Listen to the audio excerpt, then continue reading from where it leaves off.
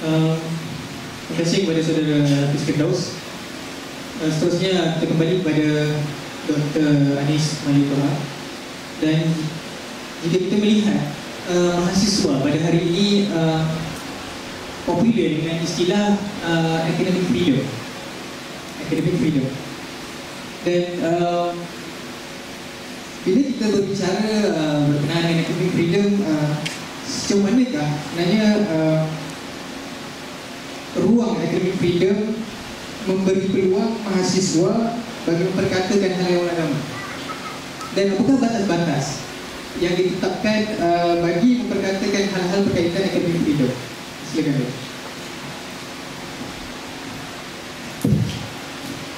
Terima kasih.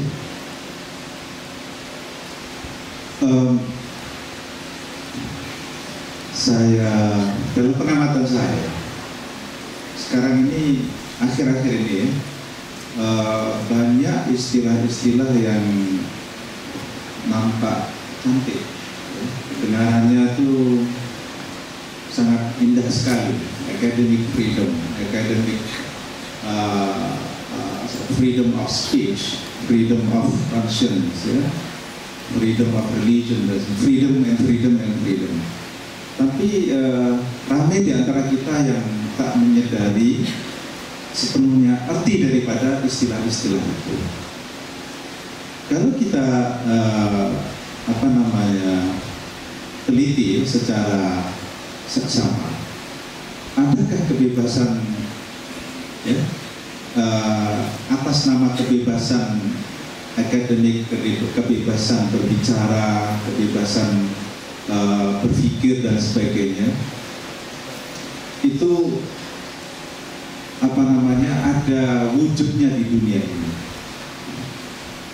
dalam arti mengemukakan pendapat, mengemukakan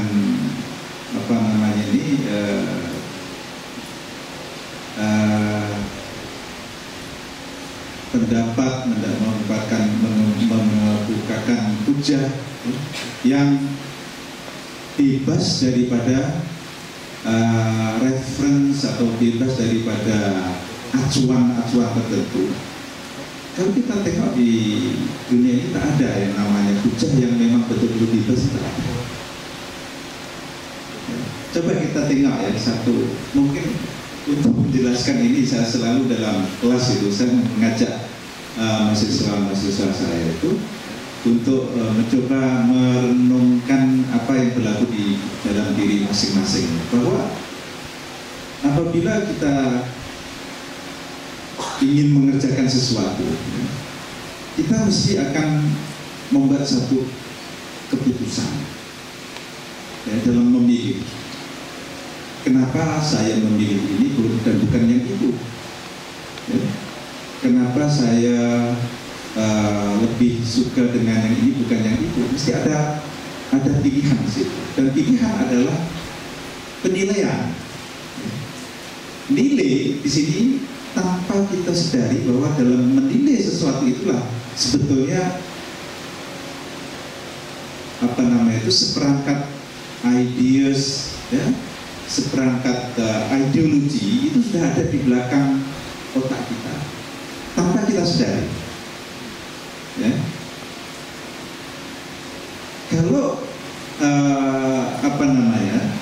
kita bagi orang-orang liberal, mereka akan mengatakan bahwa freedom of speech, ya, freedom of expression dan sebagainya, itu sebetulnya mereka sedang mengajak, sedang mempropagandakan ideologi liberalisme itu sebetulnya. Ya, liberalism as an ideology. Ya. Ini kita berbicara tentang world view, ya. Mungkin saudara-saudari yang pernah atau sudah mengambil course Islamic world view dan sebagainya, saya rasa ini boleh mengkaitkan di sini. Jadi world view atau Weltanschauung dalam bahasa Jermannya itu, atau tasawur atau ru'yatul alam, ya, dalam bahasa Arabnya, itu adalah sesuatu yang memang setiap individu dari kita ini memang tak boleh lepas. Kita sedari atau tak itu memang ada.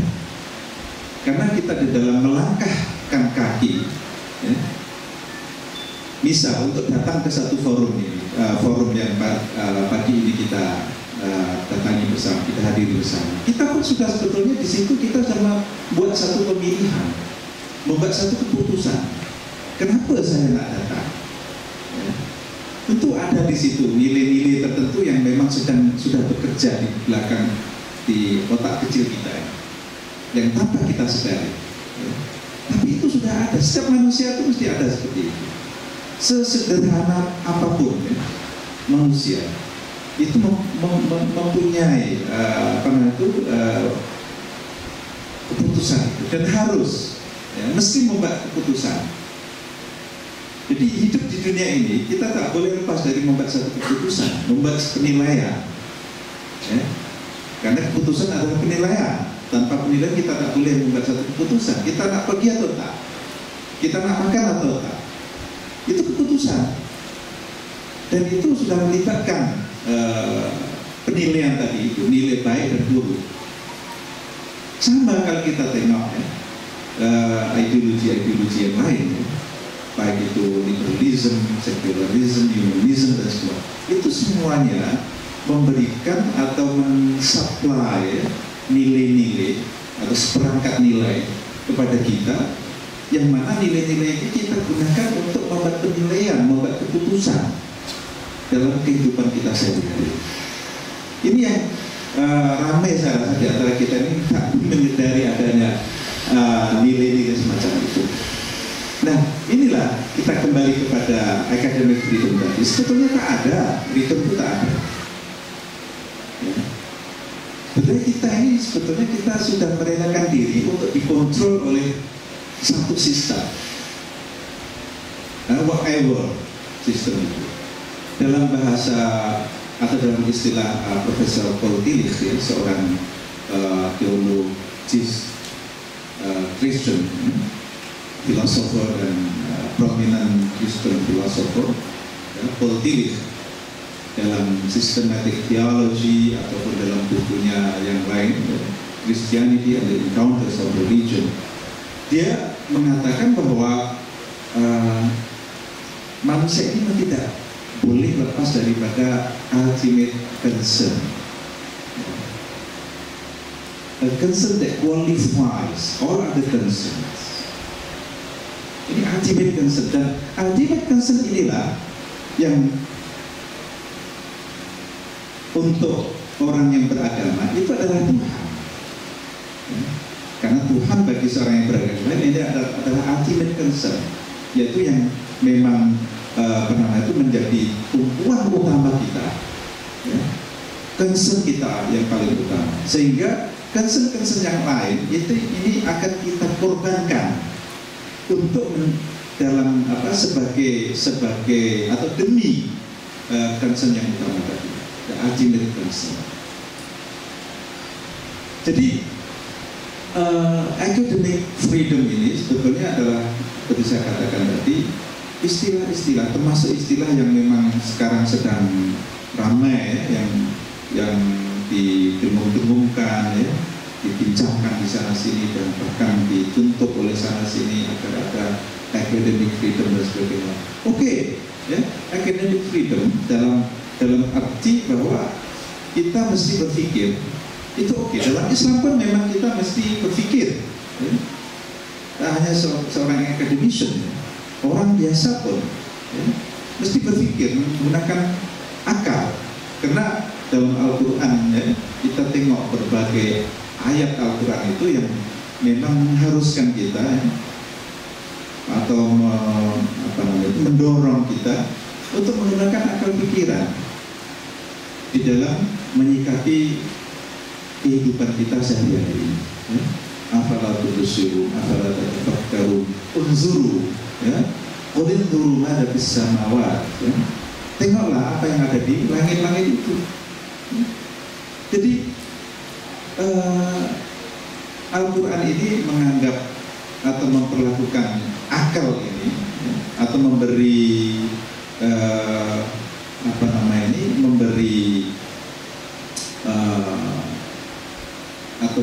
dari peringkat akal ini ya, pada level yang sangat tinggi sekali. Tetapi di sini akal ini agar tidak lepas daripada the right track ya, itu mesti mengikuti dawabit ya, ada kriteria, ada pedoman-pedoman, ada batasan-batasan tertentu yang mesti diikuti ya. Bukan kebebasan yang tanpa batas. Tak ada sebetulnya kebebasan tanpa batas itu, karena kebebasan tanpa batas itulah yang kemudian iblis itu dilaknat oleh Allah Subhanahu wa taala. Karena iblis itu mencoba untuk berrasionalisasi ya, sedemikian rupa sampai berhujjah kepada Allah Subhanahu wa taala menggunakan apa yang dianggap oleh iblis itu sebagai yang masuk akal ya, yang rasional. Misalnya menggunakan rasionalisasi ketika iblis itu diperintahkan oleh Allah SWT untuk bersujud kepada Adam alaihissalam. Iblis berprotes pada Allah, bukankah aku lebih utama daripada Adam, wahai Allah? Engkau ciptakan aku dari api, sementara Adam engkau ciptakan dari tanah. Nah, logik yang inilah yang kemudian dipatahkan oleh Allah SWT. Anda tahu dari mana bahwa api itu lebih baik daripada tanah? Ini yang pertama. Yang kedua, dalam beragama itu memang namanya saja dalam bahasa Arabnya itu ad-din ya. Ad-din itu adalah ketundukan ya. Ketaatan itu ad-din ya. Danahu fadana, ditundukkan, dikontrol oleh Allah SWT, maka kita mesti tunduk kepada Allah SWT, kita taat kepada Allah SWT. Itulah ad-din yang semestinya ya. Bahwa ad-din itu adalah ketundukan, pasrahan. Kemudian nama ad-din itu sendiri dalam ajaran Allah SWT kemudian dinamakan Islam, yang juga bermakna kepasrahan. Nah, istislam. Jadi di sini bertemu ya, istilah ad-din dalam bahasa Arab itu dengan al-Islam. Maka Allah SWT dalam Al-Quran itu menyatakan dan mengumumkan bahwa inna dina 'indallahi Islam.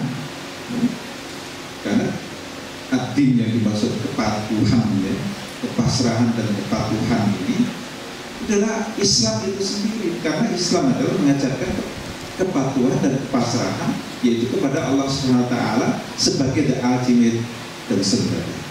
Dan itulah yang memberikan seperangkat nilai, a set of value ya, kepada kita semua untuk membuat satu keputusan-keputusan, untuk melihat apa-apa yang ada di sekeliling kita. Dan inilah